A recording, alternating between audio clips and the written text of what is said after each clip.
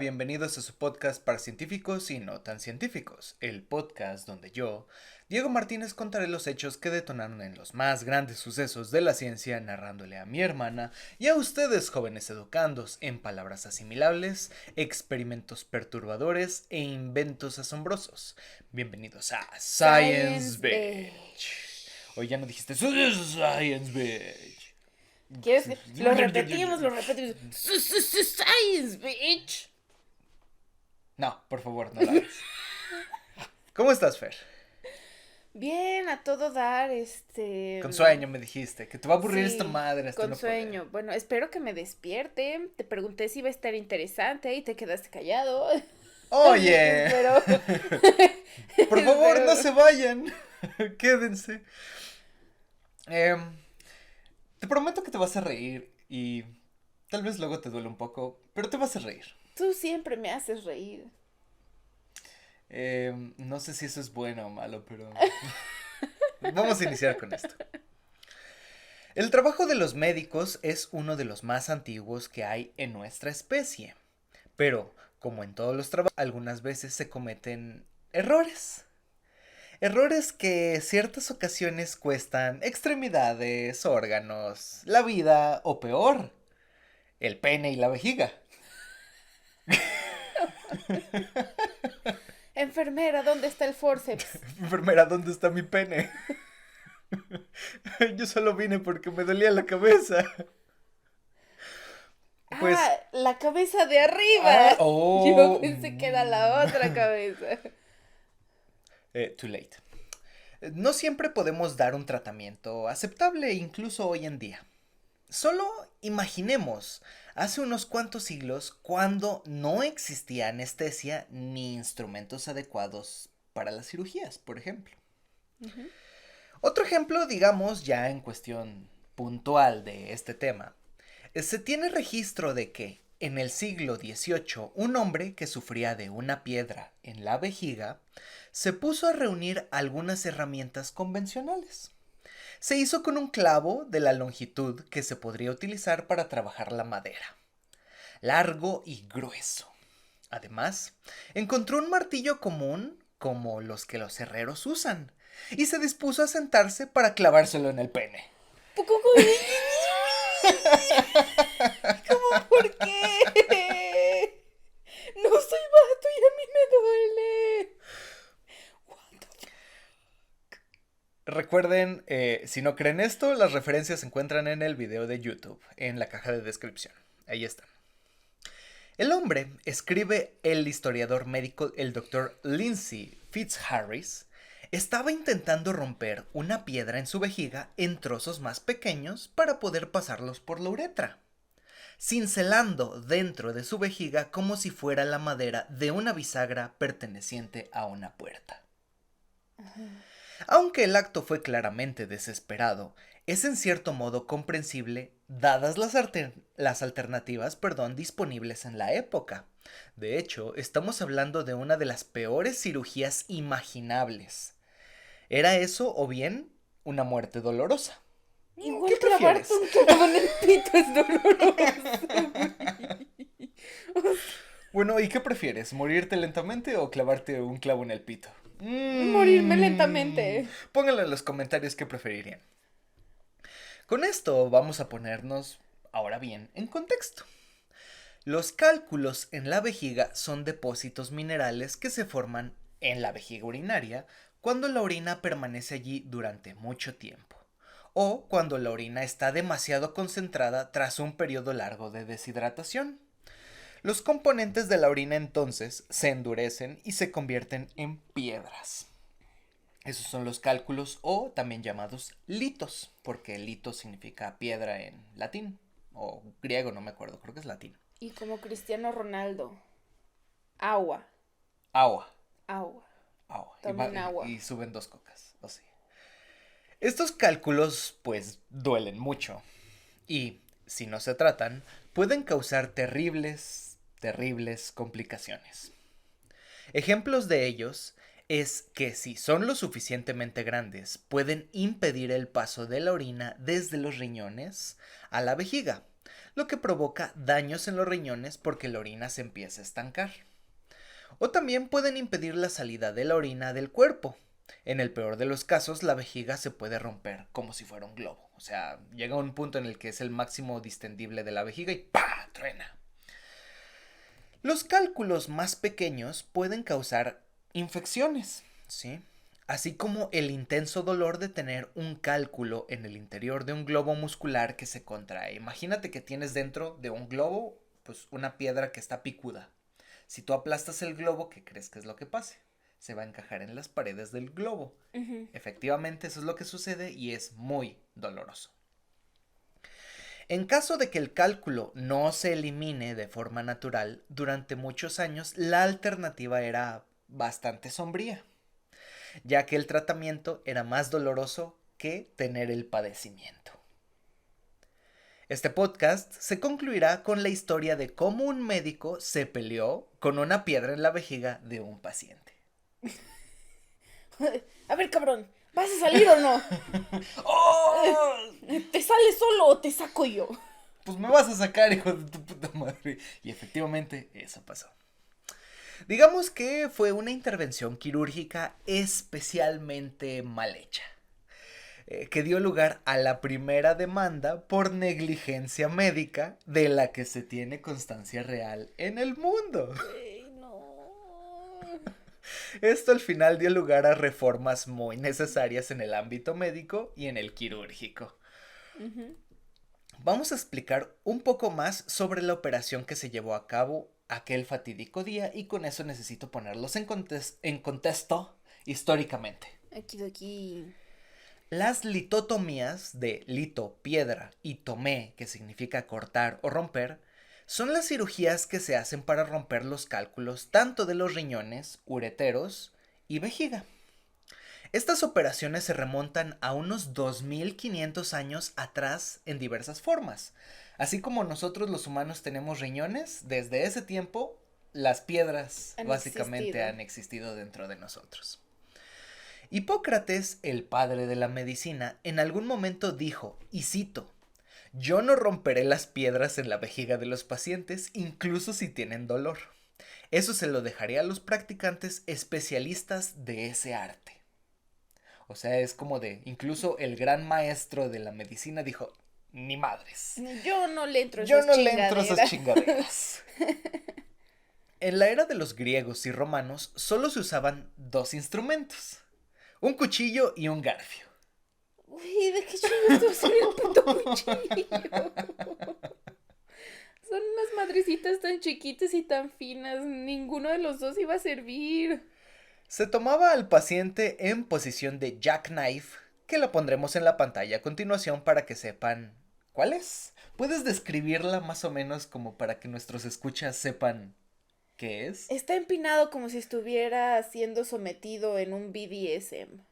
Ok, ese puede ser una explicación. Yo diría que cuando se te tiró algo de la cama e intentas alcanzarlo, pero te da hueva levantarte y con las nalgas al aire, básicamente. Intentas alcanzar algo hacia allá abajo, pero ok. Luego, algún ayudante le abría las nalgas y las piernas al paciente despejando el niés. El niés culo, niés huevos. Como cuando quieres broncearte el ano, por ejemplo. El saludo al sol. El saludo al sol.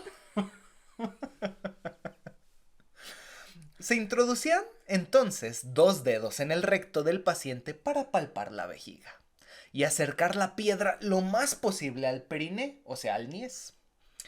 Se hacía una herida con el cuchillo y se sacaba la piedra con el garfio. La herida, entonces, se rellenaba de lana de oveja y aceites calientes, y de esa manera se dejaba sanar por sí misma. No se infecta. De antes de Cristo, o sea. ¿A quién verga se le ocurre? Al menos si sacaban la piedra. Curiosamente sí. Lo más curioso es que esta operación solo se hacía en niños menores de 14 años, ya que la próstata era demasiado grande después de esta edad y no podía hacerse, era muy gruesa, entonces como se abría ahí, la próstata quedaba ahí Y si tú la rajabas, era muy probable que empezara a sangrar y se moría el paciente. Ujú. Entonces, pues no se podía. Solo había un pequeñito detalle. Efectivamente, sí se podía encontrar las piedras con esta maniobra, pero la mitad de los pacientes morían después de la operación. Por infecciones, ¿no? O por O sangrado, desangrado. sí.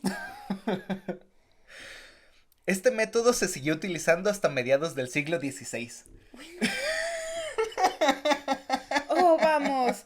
El propósito es sacar la piedra. No importa que se muera, vale verga. Yo que- Nosotros ya hicimos nuestro trabajo. De hecho, hay en el artículo que ustedes pueden leer, ya saben dónde se encuentra, podemos encontrar que muchos de las personas que hacían litotomías, que se llamaban litotomistas antes de urólogos al día de hoy, Ujú. tenían colecciones de piedras y tenían colecciones de instrumentos ellos mismos para hacer sus litotomías.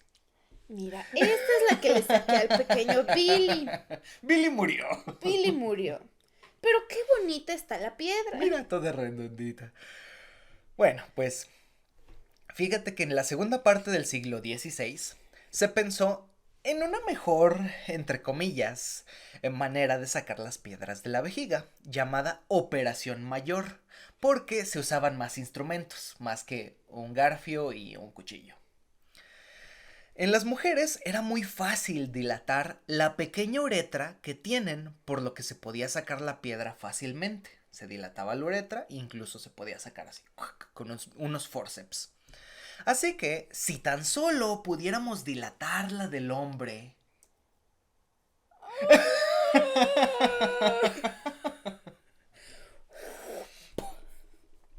Pues bien, al hombre se le ponía acostado en una plancha. Las piernas se le doblaban hasta ser pegadas casi al pecho, dejando el niés nuevamente al descubierto. Y así nació la posición de litotomía. Esta posición de litotomía es la posición que las embarazadas adoptan para dar a luz dentro de un hospital. Entonces muchos de ustedes ya se imaginan cómo es, cómo se hace. Abierto de patas, así. ¿Sí? Pues así es. Luego se hacía un corte en el periné, llegando a la parte de la uretra que está escondida del pene. La uretra solía dilatarse con un dilatador de litotomía que mostraremos a continuación. Posteriormente, el cálculo se trozaba dentro de la vejiga si es que era muy grande. Luego los pedazos se extraían con otros instrumentos o bien con los mismos dedos. Qué chingados es eso. Es un dilatador, simplemente se pone y se dilata. Eso está muy grande. Y funciona también, por eso tienen como anillos al final de la parte de herramienta, pues, porque permite extraer las piedras. O sea, no creas que son piedras chiquitas, pueden llegar a ser piedras del tamaño de un puño a Sí, veces. sí, sí. Entonces, si era muy grande, pues obviamente se trozaba o se agarraba y se sacaba. Por eso tienen anillos al final. La herida se cubría con pelusa de lana bañada en vino. No. Por si fuera poco. Y se dejaba abierta para que sanara sola. No. Esto permitía que la sangre, la orina o pedazos de piedra que no habían sido sacados previamente pudieran salir. Y morían desangrados. Ay, solo poquito. Gente estúpida. Pero eso no era lo peor. Lo peor era que comúnmente se lesionaban los nervios que pasaban por la uretra, dejando incontinente al paciente. Además, incontinente significa que ya no sentía si se orinaba o no, simplemente se orinaba. Además de que no volvería a tener sensibilidad bien en el nepe. Sí, bueno, sensibilidad sí, pero el reflejo que da después de la sensibilidad ya no.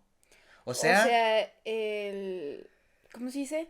El simpático para, el parasimpático dispara. O al revés. el El parasimpático parasimpático para. para. Entonces, ya, no Sí, había eso. no se le volvía a parar a la persona, porque esos nervios se lesionaban y pues ya no mandaba la información para que Pues sí, esa madre sota lo sabía. se rompían. Mames, sí. De hecho, muy comúnmente es una de las secuelas al día de hoy que el tratamiento para cáncer de próstata es quitar la próstata dentro de la uretra. Entonces se mete, digamos, un esmeril y se toda la uretra en la parte que está la próstata, pues, y se quita la próstata o el cáncer de próstata ahí. O también la hiperplasia prostática, que es cuando la próstata está muy grande. El punto es que como pasan por ahí los nervios, con eso, pues, a veces, no siempre, pues se Se chingan los corta. nervios y pues acá el nepecín pues ya no se Uy. levanta. Bueno, señor González, ya no tiene cáncer. La otra noticia es que jamás se le va a volver a parar. No, me ¡No! hubieran dejado con el cáncer y yo hubiera cogido hasta mi muerte. Meh. Bueno, el sangrado en estos pacientes a veces era incontrolable, como ya dijiste, y la muerte pues era frecuente. Sin embargo, la técnica se popularizó por toda Europa. Había hombres con disfunción a diestra y siniestra. Una historia sobre eso es la de Jacques Belliot, un pseudo monje que no conocía bien la anatomía humana, pero era considerado un litotomista hecho y derecho, por lo que muchas personas iban con él para que le sacaran las piedras de la vejiga.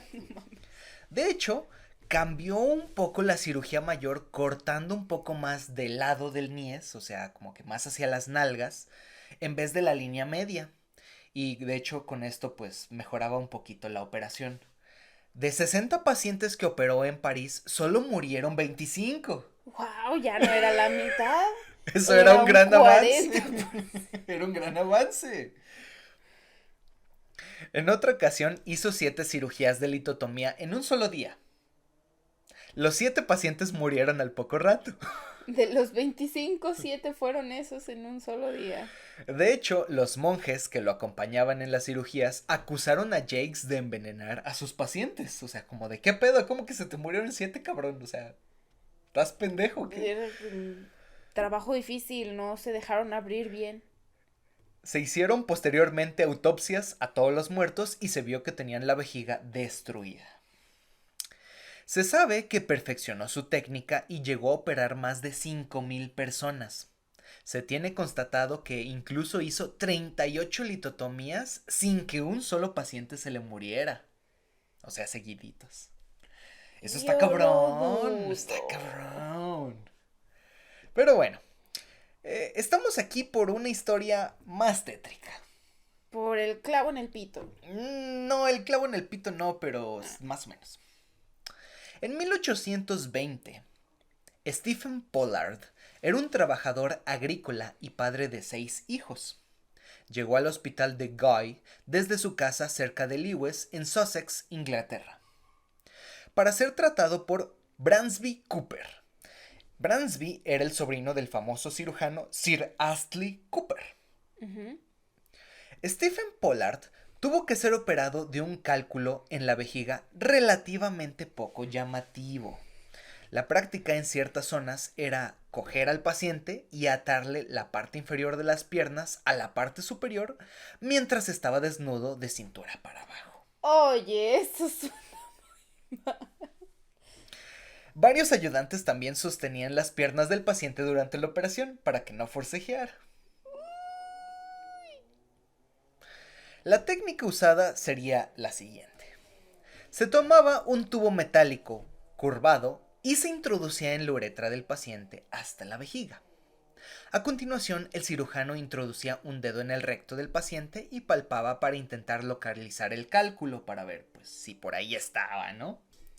Una vez encontrado, se retira el tubo metálico de la uretra y se sustituye por un bastón de madera que el cirujano utiliza como guía para no desgarrar el recto o los intestinos del paciente. Pero ya le desgarró el pito. O sea, Esto era muy fácil en las mujeres. Ya lo hemos mencionado por su pequeña uretra que mide entre 3 y 5 centímetros. El problema es que el tamaño neutro normal de un paciente hombre es de 20 centímetros. ¿Cómo traspasas 20 centímetros? Bueno, cosas que pasan. Sin embargo, en los pacientes varones se cortaba entonces a través del escroto y se dirigía hacia la vejiga, ampliando el orificio con una sonda. A continuación, se sacaba el bastón de madera mientras el cirujano extraía el cálculo, a menudo con forceps. Las personas expertas en esta operación podían hacerla en minutos, ya que en fechas con el gran Ashley Cooper, que era el que no conozca a Ashley Cooper, bueno, pues es uno de los más grandes cirujanos experimentales que hizo y diseñó muchísimas operaciones para tratar males que muchos habían como que pensado cómo tratar, pero no había sucedido. Y Ashley Cooper lo hizo con éxito. Entonces era como una celebridad en Inglaterra. Ujú, El el mejor, mero mero. el mejor cirujano de todos. El problema es que no así era su pequeño sobrino, El Bransby. sobrino era un bueno para nada. En el caso de Stephen Pollard, el pequeño Cooper, que estaba allí meramente por nepotismo, o sea, fue señalado como de tú, hijo, ahora vas a darle tratamiento a esta persona de granja. Bransby se tardó casi una hora en sacar la piedra.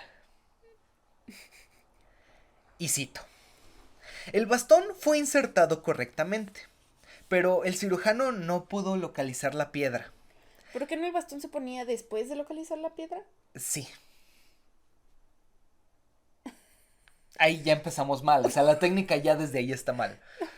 Después de cortar al paciente durante algún tiempo, tras un deslizamiento del bisturí, el cirujano intentó ampliar la incisión primero con el bisturí y luego con las pinzas, que es lo más normal. Sin embargo, y cito, se empujaron hacia adelante las pinzas a una distancia considerable y no con poca fuerza. No pasó mucho para que el cirujano, el señor Bransby Cooper, comenzara a presentar excusas por no saber hacer correctamente el procedimiento. Y cito: es que es un periné muy profundo, dijo al personal y a los espectadores. No puedo alcanzar la vejiga con el dedo. O tú tenías una mano muy pequeña, estúpido. El equipo realizó más cortes y más grandes, haciendo y ensanchando, haciendo excavaciones. Todo ello mientras el paciente, sin anestesia, esperaba paciente y culeramente. Güey, le están cortando el pito lentamente. Cooper empezó entonces a preguntar a otros miembros del personal, y cito: oye, ¿tienes un dedo largo? ¡Te lo dije! ¿Qué tal si era un enano? No tenía Oye, la ¿no, mano suficiente. ¿no me quieres prestar tu dedo? Dentro de los comentarios y murmuraciones de los espectadores, el cirujano hacía callar a todo el mundo mientras intentaba localizar el cálculo, durante lo cual el único sonido era el horrible splash, squash, squash de las pinzas en aquel perineo sangrante. El paciente, por supuesto, empezó a suplicar a gritos que dejaran la piedra ahí, que terminaran la cirugía, aunque, finalmente, el trabajo se completó. Porque alguien con el dedo largo llegó. No precisamente, pero no fue precisamente el pequeño Bransby. La piedra fue finalmente agarrada y nunca olvidaremos la manera triunfal en la que el cirujano asistente levantó su brazo y florecieron los forceps sobre su cabeza con la piedra en su poder. De hecho, aquí está la foto de la piedra. No ma. Sí, o sea, no es realmente muy grande, o sea, está chiquita, pero sí se ve como que feyona. Bueno, aquí se las vamos a poner. Pues bueno, el paciente murió al siguiente día. Pues a huevo. Medio pito desgarrado. Antes de que eso ocurriera, el equipo médico le desangró el brazo y le sacó más sangre con sanguijuelas, pues en este tiempo estaban bien vistas las sangrías. Like.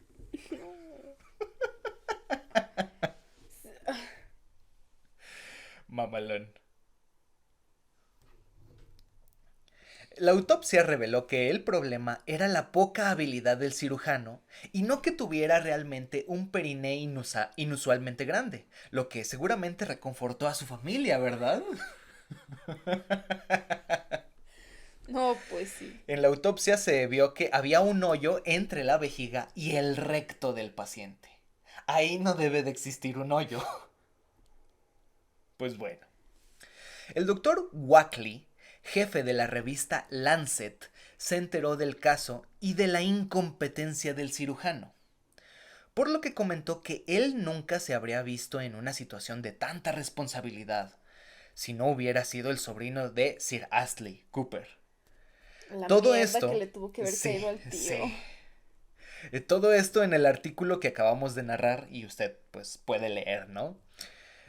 Cooper se enteró de lo que decían de él y de su sobrino y le demandó al doctor Wackley por daños y perjuicios por difamación por 2,000 libras de No mames, Inglaterra. vea que su sobrino es un pinche inútil.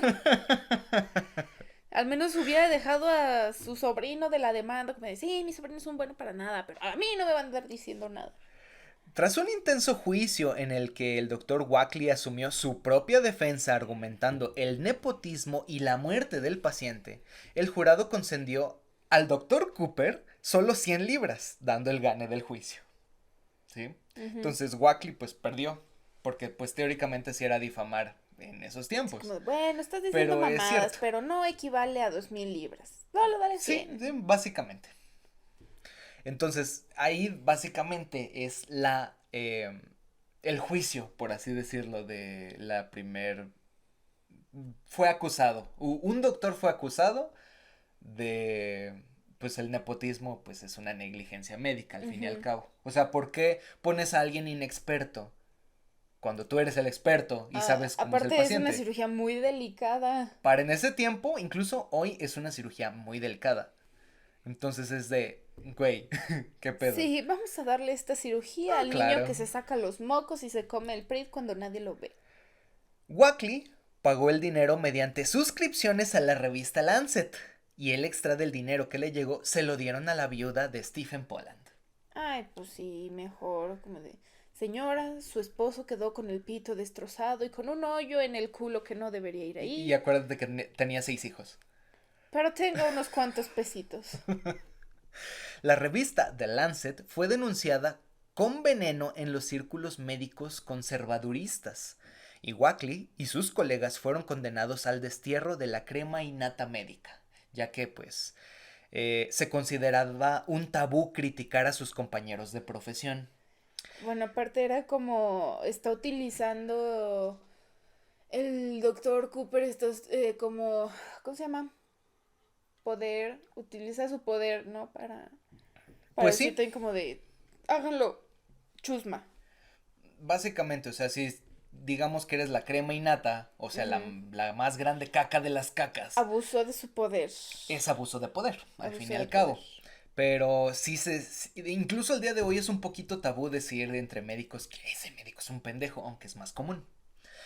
Sin embargo, muchos apoyaron la opinión del doctor Wackley y la revista sobrevivió para luchar hasta nuestros días. De hecho, al día de hoy, la revista Lancet es de las mejores revistas del mundo en el ámbito médico. La moraleja es que no hagas cosas que no sabes hacer porque vas a hacer puras pendejadas y te van a funar. Esa es la moraleja. O tu esposa te va a golpear. No, vieja, yo cambio la... ¿Cómo se llama? Cuando se te avería algo en la casa y el hombre, sí, yo lo hago, yo sé hacerlo. ¿Para qué contratas a alguien? Viejo, no sabes hacerlo. No, no, puras mamás, yo sé hacerlo. Y lo termina dejando peor. Es, viejo, ¿por qué hay Prit aquí donde debía de ir el tubo? Ah, perdón, es que me lo iba a comer y el güey que se come el Prit. Pues bueno, así termina el capítulo 38. Un hombre versus una piedra. No. ¿Qué tal? ¿Qué te pareció? Muy estúpido.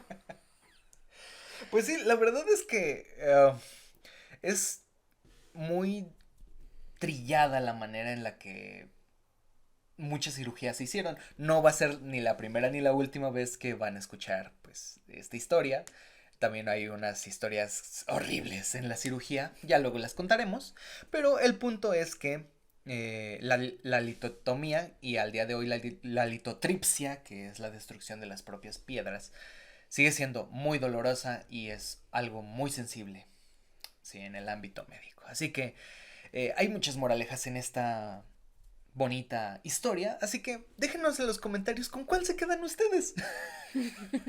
¿Qué preferirían si hubieran nacido en esos tiempos? ¿Quedarse con la piedra O un clavo en el o un pito. clavo en el pito? Igual Pues, con los dos iban a morir. pues bueno, pueden seguirnos en Instagram como Science-beach.p. y en Twitter como science-beach-p, además de en mi Twitter personal como Dr. Diego Martí. También pueden seguirnos en nuestra página oficial de Facebook como Science Beach Podcast.